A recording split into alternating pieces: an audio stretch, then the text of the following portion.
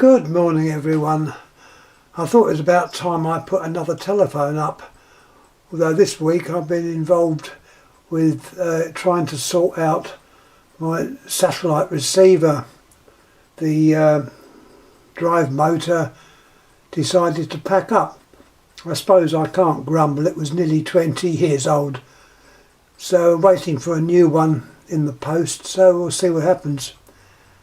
Anyhow, this is more or less put up to help out someone who gave a little talk on Sunday which demonstrated one of these type of phones, or rather one of these type of phones that have been modified so that it could be used as an intercom between presumably the workshop and the stores, which I believe is now undergoing a clean up and going to be trying to get it back to normal shape. I knew I had this one, it's just a case of sorting it out and bringing it down. This one is, I could say, untouched by human hand. It has not been fiddled about with in any way. It does need a bit of work on it to bring it up to scratch, but I think it will. Anyhow, let's have a closer look at the actual phone itself. Now, excuse me if I've got hands everywhere to get this down and put it back on the flat. One of the drawbacks, I have to hold this with one hand, the camera with one hand, while I do all the other things. Anyhow, let's have a little look at the diagram. Now this is the same type of, I'm pretty sure it's the same diagram as the one shown this weekend, the weekend just gone. It's a circuit for telephone number 121. And as I say, self-explanatory where all the bits go. The two, let me point it out, the two crossovers was the way the post office at the time showed an induction coil, or the anti-side tone induction coil. It was depicted by two sets of wavy lines. Some phones, not here, but I think in Belgium, actually showed it as a resistor. But there we are, that's the actual diagram. You can see the receiver, the dial. Now, the dial on this one is possibly not the original one. The original dial would have probably been what is known as a slipping cam. Totally different. I might have shown one of these at some time. I'm not too sure. I know the KTAS phones from Copenhagen did in fact use the slipping cam dial, which I believe was invented by GEC, who incidentally also, I believe, invented this dial, which is the trigger dial. Not to be confused with automatic electrics dial, which are very popular on their make of phones. Some of the Belgium phones, the ITI, which is the Indian Telephone Industries, they use that type of dial because the company was formed more or less with the help of ATM or ATE, which in turn was a branch of an American company, Automatic, going back to the days of Strowger. Anyhow, I'm going to try and keep to subject. Here you've got the back side of the transmitter. You've got your set of contacts there which are screwed in. This is rather important because the person I was talking about was interested to know where these went because they were missing on his one. it was a complete, I can hardly say a marriage, more like a divorce. This one had a generator in there. Whoever wired it up was, I'd say, a jobber who knew a little bit about electrics. The wiring inside needed to be completely changed. They took out the generator, which was a more modern type. It's a type which I think was introduced about 1930s, 40s. And funny enough, reminds me of school days when a friend of mine showed he had one of these on a little board with a couple of switches and a little neon lamp, which I believe wasn't a neon lamp. It was well, it was neon, but one of the voltage regulator valves. And he said to me, "Oh, let me turn the handle. I'll put this switch. You hold the wires here. You won't feel anything." So I knew he was telling a porky. Anyhow, those magnetos do give out a bit of ringing, probably about 80 volts or thereabouts. The magnet round it, I think, was an Alnico magnet. They were an improvement perhaps of the old magnetos, which had 3 or 4 horseshoe magnets. With this new type, it had an Alnico, possibly made by a company called Eclipse in Sheffield, but it had been one magnet, one horseshoe magnet, very wide, and that would provide the way of energising it when you turn the crank. Anyhow, I'm going off subject again, sorry. Here we have the innards, the old bell circuit, exactly the same as you get on a modern phone. It's working perfectly as far as I know. I know there's a little bit of damage to the covering, but I've tested the continuity and there's continuity there. I use my little, I can show you. I use its rapid test. It's quick and easy. The 2 wires you can, as I say, just switch to circuit check, and by touching the 2 together you obviously get the reading. So any continuity test, that is handy. The capacitor, which is down the bottom here, tested as a short circuit, so that might be gone, don't know.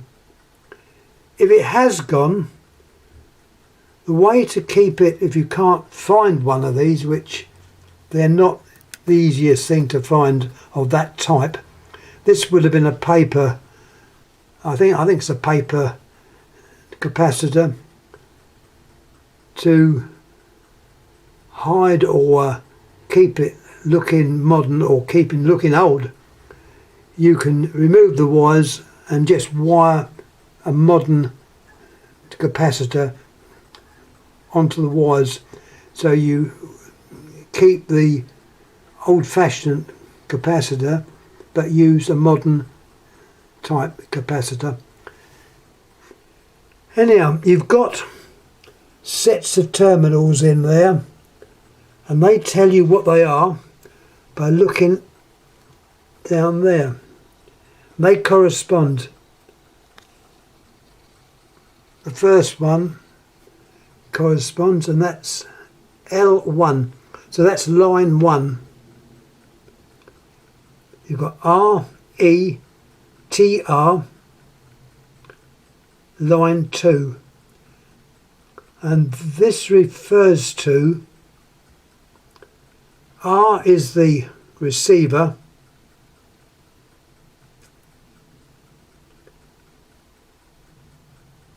the transmitter receiver is where the 2 sides are common, not shown here obviously,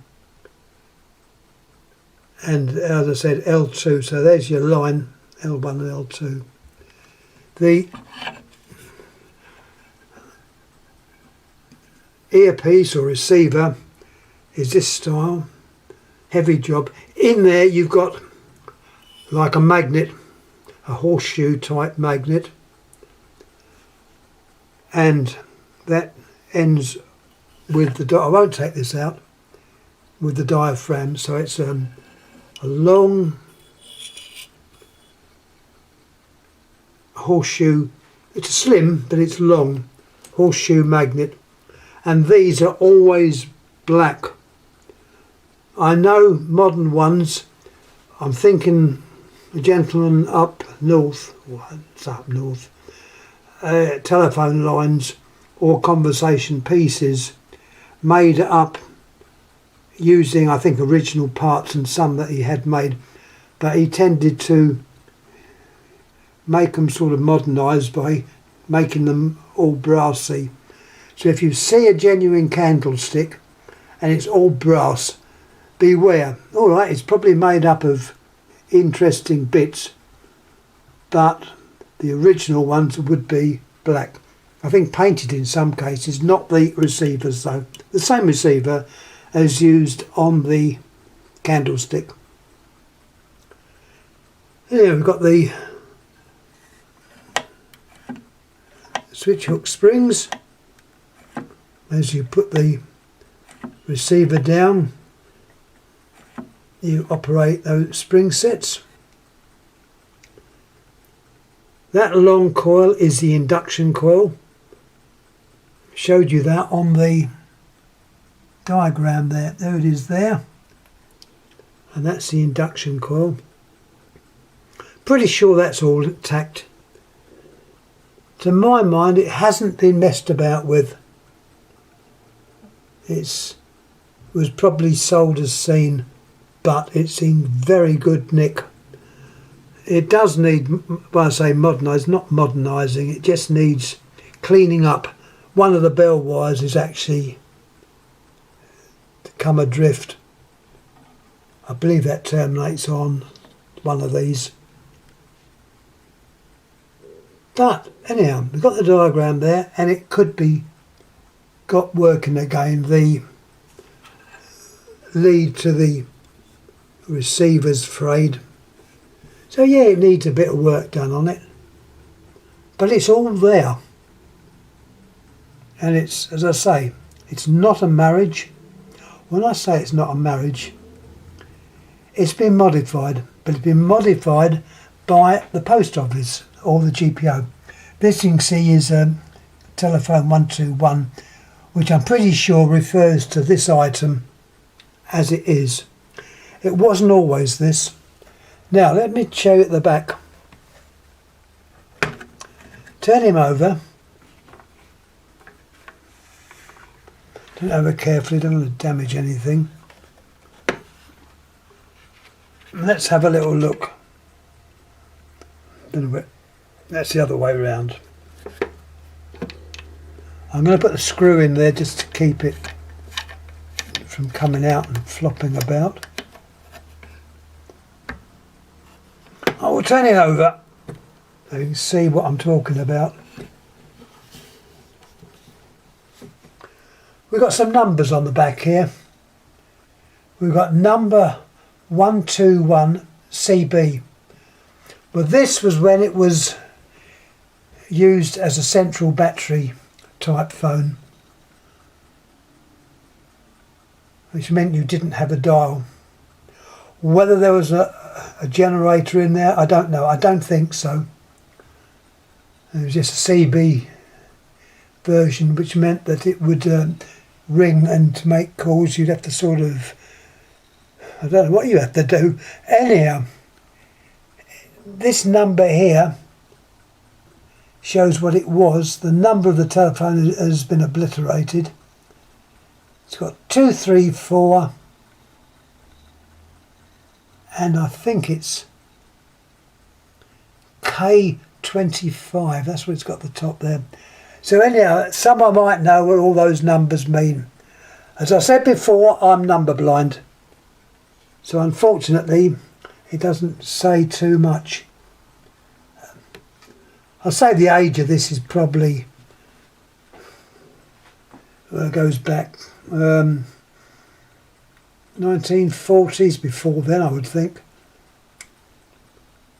1912, 13. Once again, someone else will know, perhaps have a better idea of the date. Now looking at the transmitter, you've got the modern one of the two types. This would have used a normal transmitter insert inside there, so that unscrews and you just replace the normal top hat, I call type of transmitter, as was found on the 332 and various other phones, including the ITI phones of India. It would have been, I think the receiver, or not receiver, transmitter would have been the one they call, I believe it's called a hardback or black, I don't know, they were different and they were less sturdy to vibrations, and I think they give that frying sound at a very early stage. But there we are, that's more or less all I've got to say. Nearly knocked it down, turn it back up. So once again, quite an early telephone, possibly not the correct dial, but certainly would be compatible with the dials of the time. So yeah, that's what I've got to say. The bells, once again, now the bells which were shown on the little video which I saw over the weekend look like they've been polished up. They should be black, as you can see. It looks like an enamelling type of black, but not being an expert on paints or enamelling. And yeah, they're either left as they are, certainly not polished up. Everyone's gone mad about polishing. Leave a bit of patina on things, shows the age. And also your little strap in there is still there. That covers over the actual hammer, so it's all there. And you've got your two little nut screws at the top that hold the gongs in place, and allows the gongs to be adjusted by turning either left or right, so you get a nice ping without the hammer coming to rest touching the gong. Anyway, I think that's it. In fact, that is it. So once again, thanks for watching. Sorry if I've been a bit long-winded, but it gives me a chance to talk. I love talking. Anyhow, thanks again. Any questions, please ask. I'll try and get back to you, perhaps by another video. I do occasionally write on the things when I see it. Anyhow, thanks to all the others who have passed comments or made suggestions. Are all helpful. And thanks again. Thank you.